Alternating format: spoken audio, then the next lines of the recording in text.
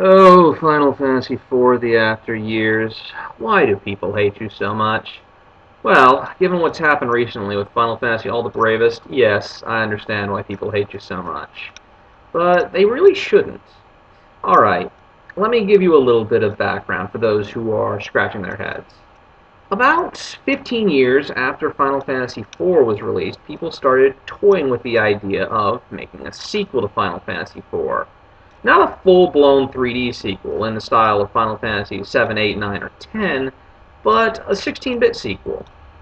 One that shared some of the graphic style, but was a bit more polished and with some changes to make it stand out. And it was going to be released on mobile phones in Japan. Yeah, perhaps not the best choice of Square-Enix at the time. Needless to say, while it sold well enough in Japan, Final Fantasy IV became quite reviled stateside for, frankly, despicable practices in price gouging, which Square would become notorious for in the future.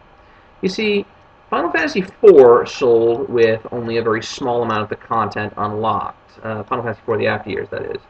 It sold on the Wii, and you could buy the main pack, which had about 2, 3 adventures, maybe 5 hours worth.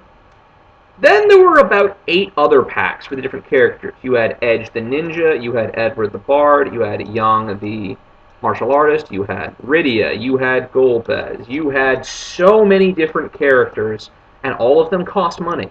And the final chapters of the game, where you fight the big bad boss, also cost money.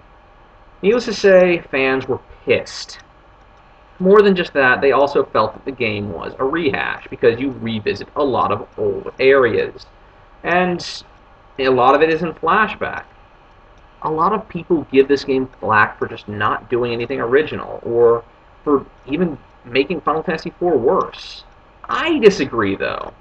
I don't think that Final Fantasy IV After Years is a bad game. I mean, it's leaps and bounds better than what we've gotten recently from Final Fantasy 13 or so. So let me just tell you what Final Fantasy IV is from this standpoint. Final Fantasy IV was a throwback RPG, meant to be a sequel, much in the line of how Avatar The Last Airbender had a sequel called The Legend of Korra. And that's actually the perfect analogy. Like Legend of Korra, Final Fantasy IV After Years was not as good as the original, it was a lot of wasted potential, and it was at times frustrating. Does that mean it did not have a right to exist? Of course not. Final Fantasy IV After Years is a great game if you're willing to let it take you on a ride. It's got a very similar graphical style to Final Fantasy IV, which honestly is quite nice. It's nice to see the same expressive sprites, some of them aged to show how much time has passed that we got to see on the Super Nintendo, or remade in some of the remakes. It was a refreshing change of pace to see a 16-bit RPG instead of one of those big overblown 3D RPGs that Square loves to just throw out. And there were some added features.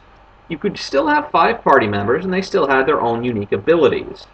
Things like Edge's throw, or things like Kane's jump. However, we also got combo abilities. Characters could combo together different attributes, and it was wonderful. It was such a fun little thing.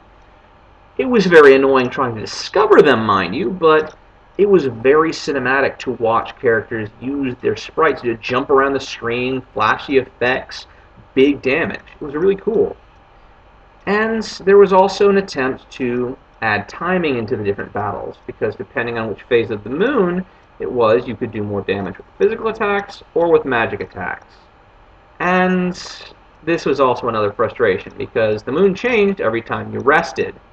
So some people would have to rest 2 or 3 times in a row to get a battle condition that they would actually be able to win with, because many of the bosses were quite tough.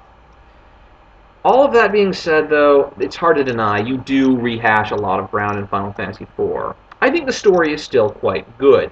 A disaster is hitting the world of Final Fantasy IV. Cecil's suddenly gone crazy. People are turning into monsters, and a strange girl with green hair is attacking villages with summoned beasts, who beforehand were our allies. You have a strange man looking after Cecil's son. Yes, Cecil has a son now. And you have Kane, turned up evil again. All of it leads to a confrontation on the moon with a malevolent force who's been watching and guiding the series since it started. And it's quite nice, I think. The story, while it does rehash a lot to give us some character pieces, such as Edward the Bard's sort of cutting ties with his romantic interest, Yang raising his daughter Ursula, or Edge's ninja quartet coming into their own, it's quite nice seeing these new characters with their new abilities. And there's a fair amount of different scenery to explore, as well as the same. Yes, you explore the watery pass again. You also explore a meteor after it's hit the ground. Yes, you explore the moon again.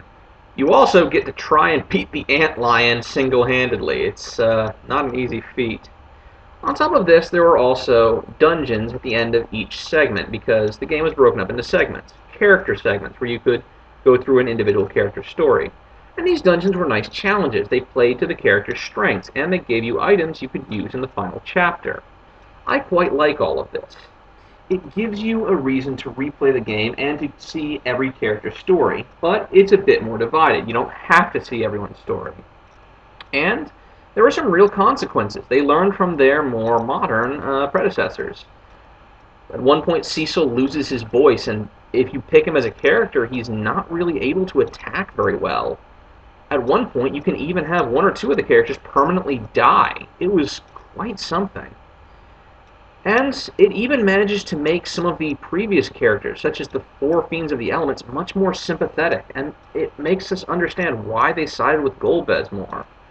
I think the story, while a bit of a rehash, really manages to bring something fresh to the table, especially when you get to the final area, because I won't call it a boss rush, but you do fight a lot of older enemies from other Final Fantasies. It's a very nice Easter egg hunt thrown in. I quite enjoyed it. I don't think that Final Fantasy IV The After Years deserves all the hate that it's gotten. Yes, when it was initially released, it was sold piecemeal, and that sucked. However, nowadays, you can buy it for the PSP all together. You can buy Final Fantasy IV, The After Years, and a small little side segment with them for a very low price. So, I would say it's important to remember Square screwed us. Let's not hold Final Fantasy IV against that, though, because Final Fantasy IV The After Years, it's a fine game. It's not something that excels, but it takes us back to a fun world with characters that we greatly enjoyed dealing with. It was nice. It was very nostalgic, and I think that was the point.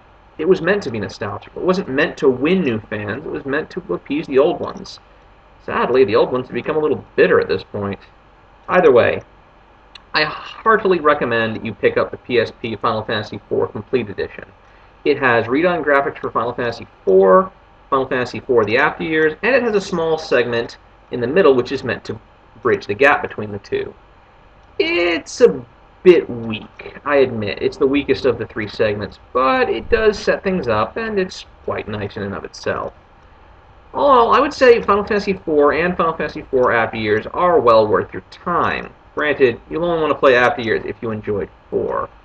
Both of them have their faults, but they're overall quite good, and 4, The After Years, actually did quite well for not having Nobuo Uematsu behind it. They reuse a lot of musical themes, but they have a few new ones of their own, and they're actually quite good. I would say it gets a lot more hate than it deserves. Give it a try. Now that the elephant in the room has been addressed, it's about time we move on to one of the most overlooked, and yet one of the best Final Fantasies in my opinion. Final Fantasy V. See you next time.